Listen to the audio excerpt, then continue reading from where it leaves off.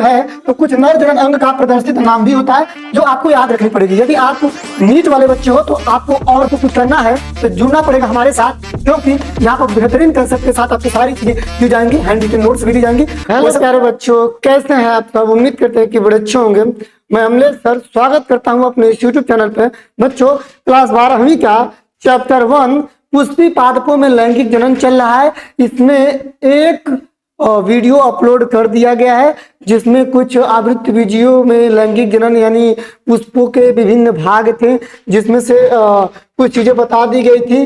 पुष्पों के भाग में जैसे आपने पढ़ा था नर जनन अंग क्या है, मादा जनन अंग क्या है और पुष्प वृंत क्या है या अंडाशय क्या है, ये सारी चीजें हो चुकी थी, यानी जयांग तक आप पूरा पढ़ चुके थे। ठीक, अब इस वीडियो में हम बात करेंगे कि यदि नर जनन अंग है तो कुछ नर जनन अंग का प्रदर्शित नाम भी होता है, जो आपको याद रखनी पड़ेगी। यदि आप नीट वाले बच्चे हो तो आपको और भी मजबूती से हमारे साथ आपको जुड़ना पड़ेगा।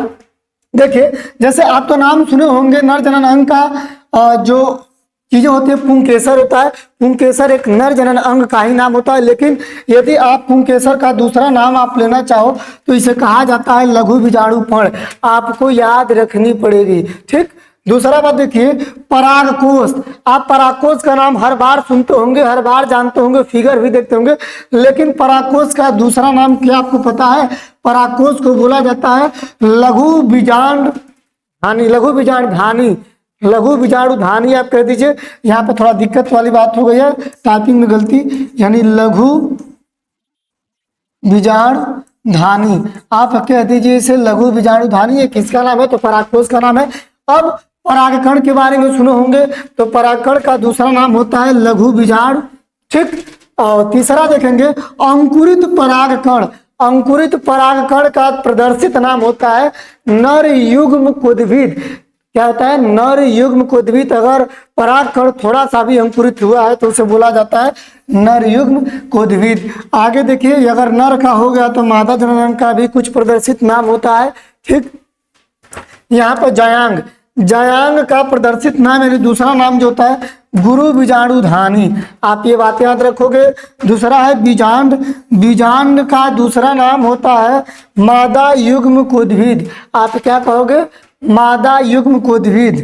भ्रूण कोश, भ्रूण कोश का जो प्रदर्शित नाम होता है, जो दिखाया जाता है, आप मादा युग्मक के नाम से भी इसे जान सकते हो। तो याद रखिएगा, यदि आप बायो वाले छात्र हो तो आपको ये सारी चीजें पढ़नी पड़ेगी। ठीक, इन नामों को याद रखनी पड़ेगी, क्योंकि ये नाम हो सकता है कि कम ही उपयोग में लाया जाए, लेकिन ये नाम को ज्यादा ही उपयोग में आएगा। तो आप इसे भी पढ़िए और इसे भी पढ़िए। ठीक, चलिए आगे देखते हैं। देखिए आगे क्या कह रहा है आपका? निषेचन पूर्व संरचना एवं घटनाएं, यानी निषेचन से पहले कौन सी घटना घटित होती है, इसके बारे में पढ़ना है। हमने क्या कहा? निषेचन से पहले कौन सी घटना होती है, निषेचन की बात नहीं, अन्यथा निषेचन, निषेचन से पहले कौन कौन सी घटनाएं आती है इसके बारे में पढ़िए। याद रखिए, ये चीजें क्या है, इंपॉर्टेंट है, ये जानना पड़ेगा आपको।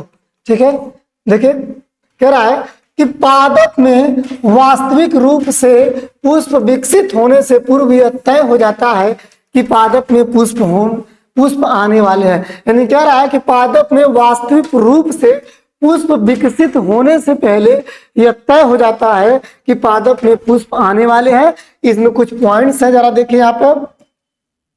पहला पॉइंट, अनेक हार्मोनल तथा संरचनात्मक परिवर्तन होते हैं। आप कहोगे कब पता चलेगा कि ये पुष्प पता चल जाता है कि पुष्प आने वाले हैं? तो कहने का मतलब यहाँ पर पहला पॉइंट ही लिखा है कि उस पुष्प में अनेक हार्मोनल और साथ साथ में संरचनात्मक परिवर्तन होना शुरू हो जाते हैं। जैसे आपको एग्जांपल दें, एक बच्चे की जब किशोरावस्था पार होती है, यानी बच्चा जब तक 12 साल का रहता है, 13 अवस्था जैसे आता है जनन में भाग लेना प्रारंभ जब कर सकता है वह, यानी उसके अंदर शुक्राणु का निर्माण होना शुरू हो जाता है। उसके अलावा आवाज का भारी होना था, दाढ़ी मूंछ का आना शुरू होता है, तो बच्चों में बदलाव आना शुरू होता है। वैसे पादपों में भी आता है। तो पादपों में क्या आता है, हार्मोनल और संरचनात्मक परिवर्तन होने लगते हैं इनमें। दूसरा पॉइंट कह रहा जिसके फलस्वरूप पुष्पीय आधक के मध्य विभेदन एवं अग्रि विकास प्रारंभ हो जाते हैं। कह रहा है जिसके फलस्वरूप पुष्पीय आधक के मध्य, यानी पुष्प के आधे भाग से क्या होता है, विभाजन होता है, यानी विभेदन होता है, और अग्रिम विकास प्रारंभ हो जाता है। आगे का विकास करना क्या करता है, प्रारंभ कर देता है। आगे पुष्प क्रम की रचना होती है, और पुष्प क्रम कैसे बनना है उसकी रचना जो होती है प्रारंभ हो जाती है, जो पुष्पी कलिकाएं और बाद में पुष्प को धारण कर लेती हैं। जो पहले पुष्पी कलिकाएं बनती है और बाद में पुष्प का रूप धारण कर लेती हैं। ठीक, आगे देखिए, पुष्प में नर एवं मादा जनन संरचनाएं उमंग तथा जयांग विभेदित एवं विकसित होते हैं, और आगे चल के विकसित होके वह पुष्प या तो नर का रूप लेगी या तो मादा का रूप ले लेगी। अलग अलग भाग में विभाजित, अगर नर रहेगी तो नर का रूप, मादा रहेगी तो मादा का रूप ले लेगी। ठीक, आगे देखिए, आगे का हेडिंग डाला गया है पुंकेसर। पुंकेसर पढ़ेंगे या लघु बीजाणु पढ़ेंगे या पराखंड, इन तीनों चीजों को हम यहाँ पर पढ़ेंगे। ठीक, तो चलिए सबसे पहले देखते हैं पुंकेसर को दो भागों में विभाजित किया जाता है, विभाजित होता है। इसमें आपको पता ही होगा कि पुंकेसर एक तंतु होता है और ऊपर वाला भाग क्या होता है, परागकोश होता है। तो देखिए यहाँ पर लिखा है, इसमें लंबा एवं पतला डंठल तंतु कहलाता है तथा अंतिम सिरा क्या कहलाता है, ही पालिक, यानी द्विपालिक कहोगे इसे, क्या कहोगे, द्विपालिक संरचना परागकोश कहलाता है। ठीक है, आप याद रखिएगा इसकी संरचना कुछ ऐसी रहती है, ऊपर ये परागकोश रहता है और नीचे क्या रहता है, ये नीचे तंतु रहता है, ऊपर परागकोश, परागकोश जो कि परागकोश में ही पाए जाते हैं। परागकोश वही कह रहा है कि ये पतला डंठल जो होता है तंतु कहलाता है, और एक द्विपालिक संरचना होती है जिसे हम क्या कहते हैं, परागकोश। याद रखेगा ये हमेशा द्विपालिक होती है, दो भागों में बटा होता है। इसमें प्रत्येक कोष्ठ यानी 4 कोष्ठ होता है। ठीक, आगे अभी पढ़ेंगे तो पता चलेगा। इसमें देखिए, एक प्रारूपिक आवृत्ति बीजी परागकोश द्विपालिक होता है, यानी कह रहा है कि एक प्रारूपी आवृत्ति बीजी परागकोश क्या होते हैं, द्विपालिक होते हैं। यानी परागकोश की बात करेगा द्विपालिक, इसमें यानी 2 पाली में बटा हुआ है, उसी की बात कर रहा है।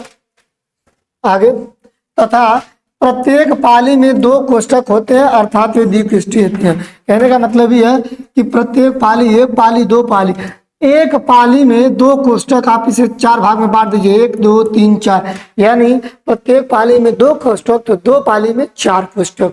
ठीक, वही कह रहा है कि प्रत्येक पाली में 2 कोष्ठक, अर्थात ये द्विपाली होते हैं। प्रायः एक अनुलंब खांच प्रवारक कोष्ठ को अलग अलग करते हुए लंबवत गुजरता है। आप साफ साफ दिख पा रहे हो कि इसमें एक खांच दिखाई दे रहा है जो चारों को अलग अलग करते हुए दिखाई दे रहा है। ठीक, तो ये सारी चीजें हो गई क्या, पुंकेसर। आगे चलिए देखते हैं लघु बीजाणुधानी क्या होती है। तो लघु बीजाणुधानी में लिखा है कि परागकोश एक 4 दिशी, यानी 4 दिशी को आप कह सकते हो चतुष्कोणीय संरचना होती है, जिसमें 4 कोनों पर लघु बीजाणुधानी समाहित होती है, जो प्रत्येक पाली में 2 होती है। यानी कह रहा है कि प्रत्येक पाली 2 होती है और दोनों पाली में 4 कोष्ठक, और चारों कोष्ठक में जो है चारों कोनों पर क्या पाई जाती है, लघु बीजाणुधानी पाई जाती है। याद रखिएगा, चारों कोष्ठक के कोनों पर जो होती है लघु बीजाणुधानी पाई जाती है।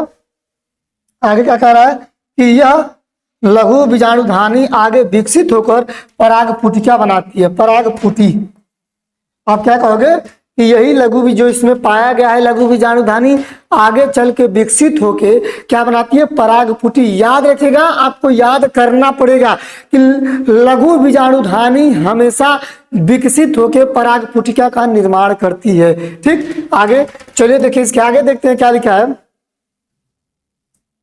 देखिए, लघु बीजाणुधानी की संरचना, यहाँ पर थोड़ा संरचना पर आप नजर डालोगे और आप कुछ देख पा रहे होगे। इसमें लघु बीजाणु धानी की संरचना में यह सामान्यतः 4 भित्ति परतों से आवृत होती है। याद रखिएगा कि लघु बीजाणु धानी में 4 भित्तियां पाई जाती है। चारों भित्ति का नाम कुछ इस प्रकार होता है, आप देख पा रहे होंगे। सबसे बाहर वाले को क्या लिखा है, बाह्य त्वचा होती है। इसके बाद इसके अंदर वाले को मध्य पर क्या बोलते हैं, अंतस्थ मध्य परत बोला जाता है, और सबसे अंदर वाली को बोला जाता है अंतस्थ त्वचा। ठीक, यहाँ पर देखिए हिंदी में लिखा गया है कि सबसे बाहर वाली त्वचा को बाह्य त्वचा, उसके बाद ये जो देखिए जो पहला परत है इसे आप कहोगे बाह्य त्वचा। चलिए हिंदी में नाम लिख देते हैं बाह्य त्वचा। ठीक, उसके बाद ये जो दूसरी वाली परत आप देख पा रहे होंगे क्या लिखा है, एंडोथेसियस। क्या कहोगे, एंडोथेसियस आप कहोगे थी, एंडोथेसियस। ठीक, तीसरी वाली परत जो होती है मध्य परत आप कहोगे। देखिए ये वाली जो परत होती है मिडिल लिखा दिया यहाँ पर, यानी आप कहोगे इसे मध्य परत। ठीक, और जो सबसे लास्ट वाला परत है यानी अंदर वाला परत है, इसे कहा जाता है टैपिटम। अब देखिए इन सारी चीजों को आप क्या कहोगे, टैपिटम कहोगे। क्या कहोगे, टैपिटम। ठीक, तो टोटल लघु बीजाणु धानी की संरचना में 4 परतें होती हैं।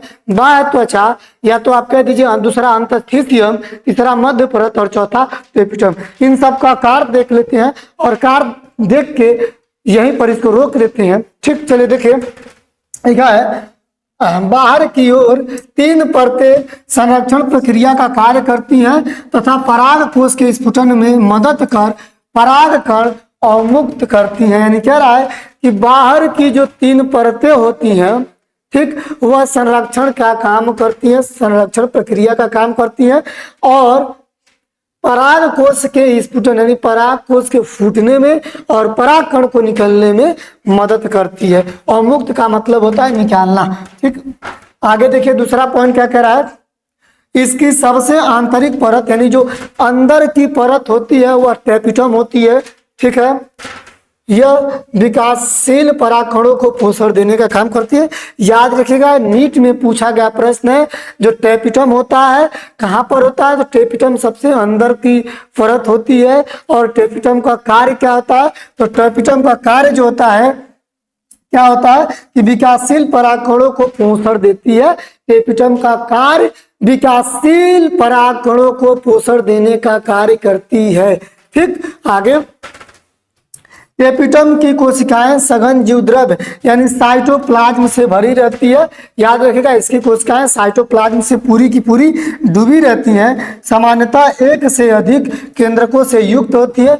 यह जो होती है 1 से अधिक केंद्रकों से युक्त होती है। आगे जब एक पराग कोश अपरिपक्व होता है तब घने सुसंबद्ध सजातीय कोशिकाओं का समूह जिसे बीजाणु जन उत्तक कहते हैं। ठीक, यानी कह रहा है कि जब एक परागकोश अपरिपक्व यानी जब एक परागकोश क्या होता है अपरिपक्व यानी पूरी तरीके से विकसित नहीं होता है, तब घने सुसंबद्ध सजातीय कोशिकाओं का समूह, तब एक घना कोशिकाओं का समूह होता है जिसे हम बीजाणु जन उत्तक कहते हैं। बीजाणु जन उत्तक कहते हैं। ठीक, तो चलिए आप इसे यहाँ तक तैयार कीजिएगा, बाकी की सारी चीजों को हम इसके अगले वाले वीडियो में देखेंगे। आप इसे स्क्रीनशॉट लीजिए और नोट करिए। और याद रखिएगा अगर आपको कुछ करना है तो जुड़ना पड़ेगा हमारे साथ, क्योंकि यहाँ पर बेहतरीन कंसेप्ट के साथ आपको सारी चीजें दी जाएंगी, हैंड रिटन नोट्स भी दी जाएंगी।